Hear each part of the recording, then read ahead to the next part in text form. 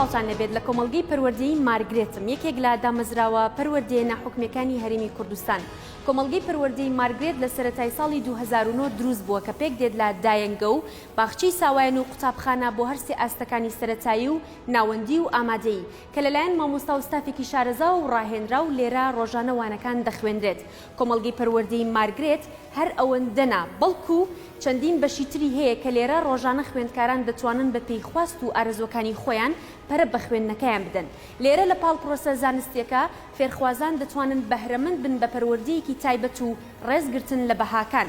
لەگەڵمان بن بەشە جیاوازەکانی تری کۆمەڵگەی پەروەردەیی مارگرێت بەسەر دەکەینەوە و بەرپرسان و مامۆستایانی کۆمەڵگەکە دەدوێنین.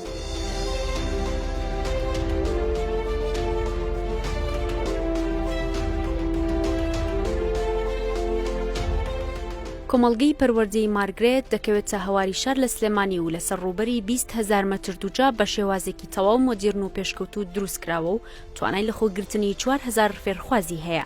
بەرپرسانی ئەم کۆمەڵگەیە باز لە بەشە جیاوازەکانی کۆمەڵگەکەیان دەکەن و بە پرۆژەیەکی گەورە و قازانجنەویست ناوی دەبن. هاوکات باز لەوە دەکەن پرۆژەکەیان لە ڕووی دیزاین و کوالێتیەوە لەسەر ئاستی ڕۆژهەڵاتی ناوەڕاست بێوێنەیە. ساڵی 2009 پەیمانگای مارگرێتمان دامەزراندووە.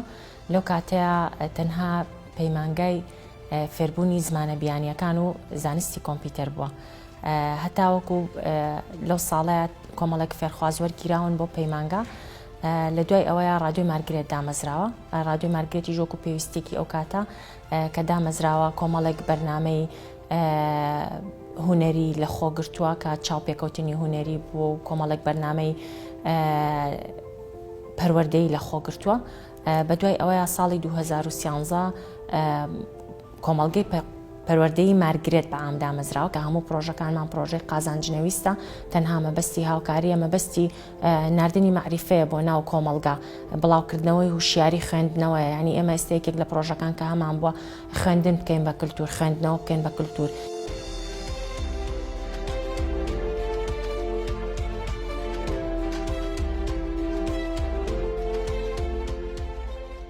سیستمی خوێندنی ئەم دامەزراوە پەروەردەیە بە هاوبەشی وەزارەتی پەروەردەی حکوومەتی هەرێمی کوردستانە و بە زمانەکانی ئینگلیزی، کوردی، وانەکانی ڕۆژانە و پرۆگرامەکانی خوێندنی دەخوێندرێت بە جۆرێک کە بۆ هەموو وانەکانی خوێندن تاقیگەی زانستی، بۆ وانەکانی کیمیا و فیزیا و بایۆلۆجی و تاقیگەی کۆمپیوتەر و هونەر و شانە و میوزیک بە تەواوی پێداویستی سەردەمی و ئامێری تایبەت بەوانەکان بوونی هەیە. بە جۆرێک فێرخوازان لەم دامەزراوەیەدا بەدەر لەوانەکانی ڕۆژانە دەتوانن سوود لەو وانانەش ببینن کە دڵخوازی خۆیانە و پەرە بەتوانەکانیان بدەن. The school is very great. The teachers are very respectful to the students, and we also have different fields in the school. We have a library, we have a seminar hall, we have a swimming pool, we also have a sports room and a football field. من حەزم لەوە بوو کە هاتووم بۆ ئەم قوتابخانەیە لەبەرەوە حەزە خولیاکەم لە دووگۆڵی هەبوو و لە پێجەکانیانەوە زانیومە کە مەکتەبێکی زۆر باشن و سەرکەوتون و منیش حەزم لێوە لە مەکتەبە خوێنم.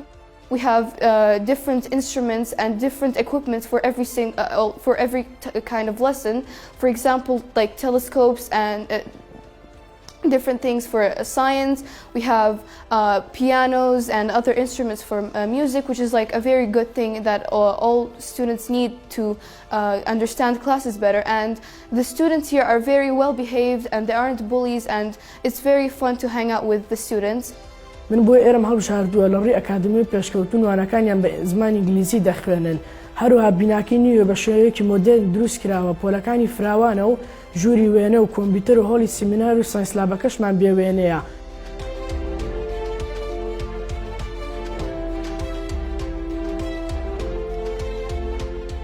تەواوی ئەو پێداویستیانی تایبەتن بە پرۆگرامەکانی خوێندنی کۆمەڵگەکە بە ئامێری تایبەت و پێشکەوتوو لە کۆمەڵگەکەدا دابین کراوە و هەروەک مامۆستایان ئاماژەی پێدەکەن ئەم ئامێرانە یارمەتی دەردەبێت بۆ خوێندکاران کە بە شێوازێکی کردداری ڕۆژانە پراکتیزەی وانەکانیان بکەن.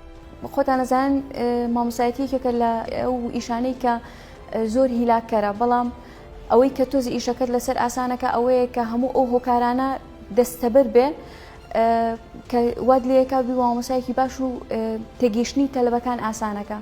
ئێمە لە کۆمەڵگەکەمانە لە جیاتی لابێک تاقیگەیەک دوو تاقیگەمان هەیە و ئەم تاقیگانە باشترین هۆکارەکان و تازەترین هۆکارەکانی فێرکردنی تیا دەستەبەرە.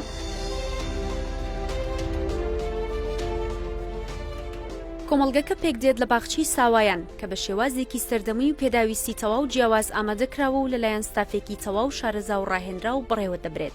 هەروەها قوتابخانەیەک بۆ ئاستەکانی سەرەتایی و ناوەندی و ئامادەیی کە لە 100 هۆڵی خوێندن پێک دێت و لە هەر هۆڵێکدا 20 خوێندکاری تێدایە.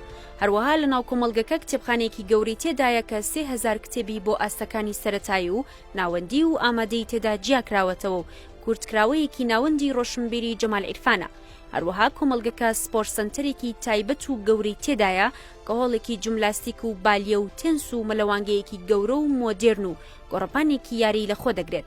جیاواز لەمانە کۆمەڵگەکە 2 کافتریای تایبەت بە خواردنی خوێندکارانی تێدایە کە ڕۆژانە 2 ژەم خواردن بۆ خوێندکاران و مامۆستایانی کۆمەڵگەکە دابین دەکەن.